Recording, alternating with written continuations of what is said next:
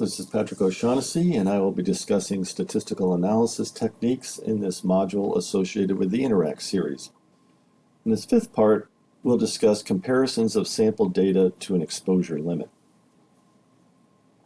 So in particular, we're going to utilize some of the information we've already learned about in the previous parts of this module and utilize what's called a one-sided confidence interval to evaluate overexposure relative to an occupational exposure limit. Now we're going to shift gears a little bit and consider the single sample t-test.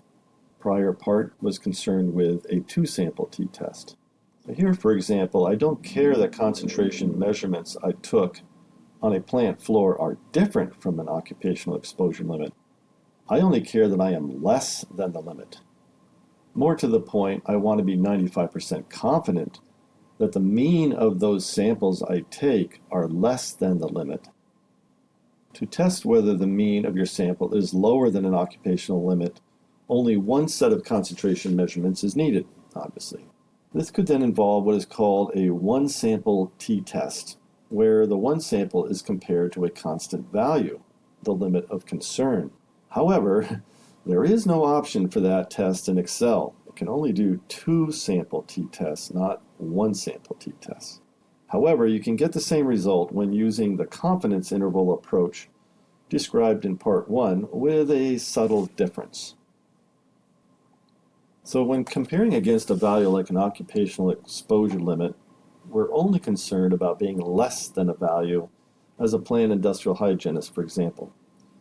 And so therefore, to be 95% confident that we're less than the value, I'm going to compute the upper confidence interval to be sure that it is below the limit, and we don't need a lower confidence interval at all. So you can see from the graphic here that in the case of a one-direction concern, so to speak, alpha is not split up both ways. All of alpha is in the upper tail. For this example, I'm going to assume that the sample size is relatively small, so that the t-distribution is appropriate rather than using the normal distribution when the sample size is very large, say greater than 20 samples or 20 observations per sample. The t-value found to apply to the equation shown would therefore be smaller, closer to 0, than the one when applying a two-tailed comparison. It's like putting all of our eggs into the one basket, so to speak, in terms of confidence. Now the question is whether this upper confidence interval is less than the exposure limit. If that is true, then we are 95% confident that the mean of the population of my samples is below the exposure limit. And just to remind you, this also means that there is still a 5% probability of error, which is inherent to the statistics of these approaches. We're now going to apply this one-sided confidence interval approach to compare our sample mean to an occupational exposure limit, or OEL. Again, the company only cares about the mean of the measurements being below the OEL with 95% confidence.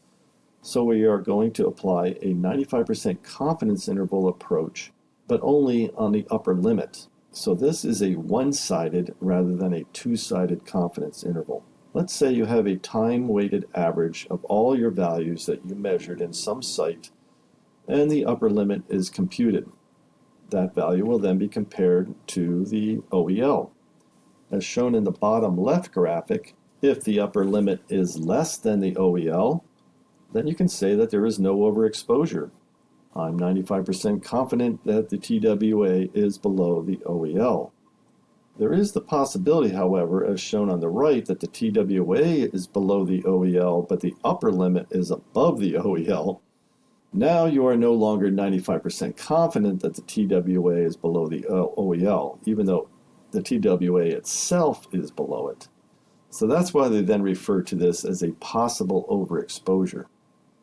Now I'm not showing the third scenario, which is when even the TWA is over the OEL. In that case, there's no statistics needed because the TWA is definitely above the OEL, and you will presume overexposure in that case. Now on the flip side, OSHA, if they were involved, is only concerned about overexposure.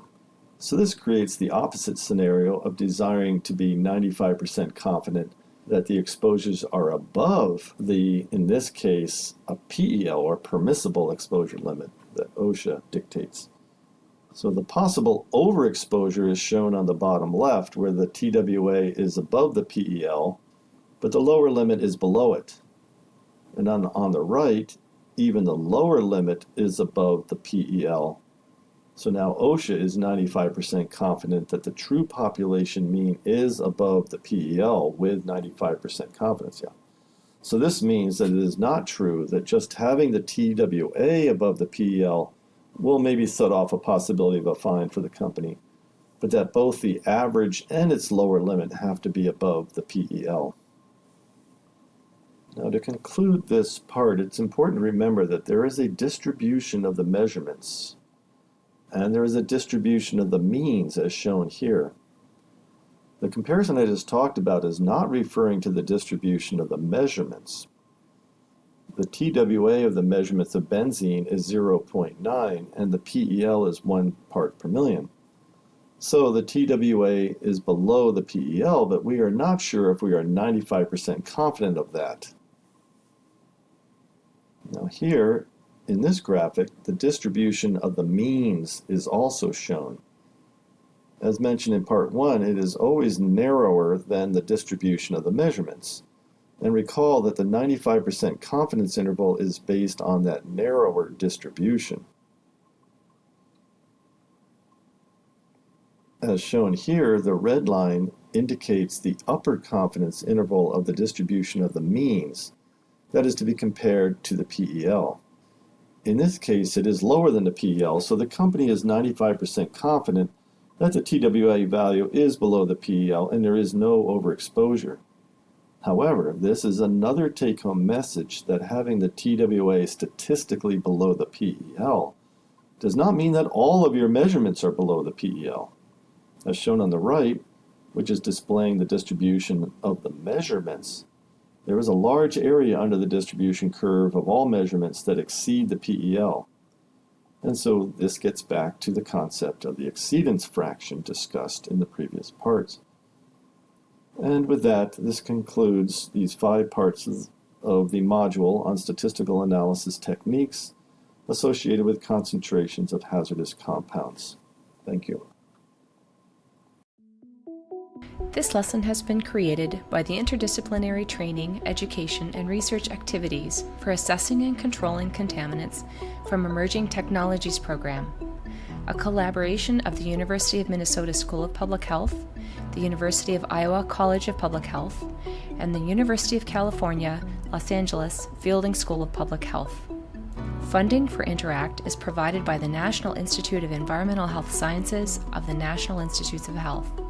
The content of this lesson is the sole responsibility of the developers and does not necessarily represent the official views of the National Institutes of Health.